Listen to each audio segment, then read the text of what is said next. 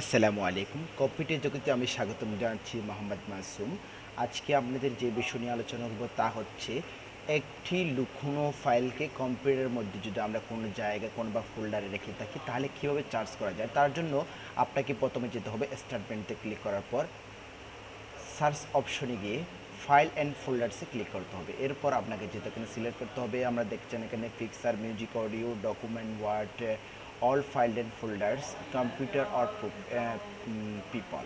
তাহলে আপনাকে প্রথমে ক্লিক করতে হবে অল ফাইল অ্যান্ড ফোল্ডার্সে। যাওয়ার পর আপনাদেরকে এখানে লুক ইনের মধ্যে আপনার ড্রাইভার নির্বাচন করতে, আমরা সাধারণত একটা ড্রাইভার অথবা দুটো ড্রাইভার নির্বাচন করতে পারি। তাহলে আমরা দুইটা, আমাদের কম্পিউটার দুটি ড্রাইভার আছে, সি ড্রাইভ এবং ই ড্রাইভ।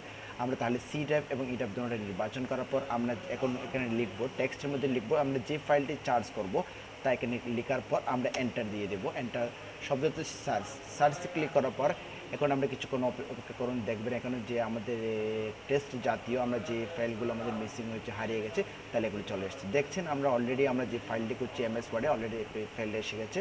তাহলে আমরা এখন ডবল ক্লিক করার পর এটি ওপেন হয়ে যাবে, ফাইলটি অলরেডি ওপেন হয়েছে। আজকে এ পর্যন্ত রাখা, আল্লাহ হাফেজ।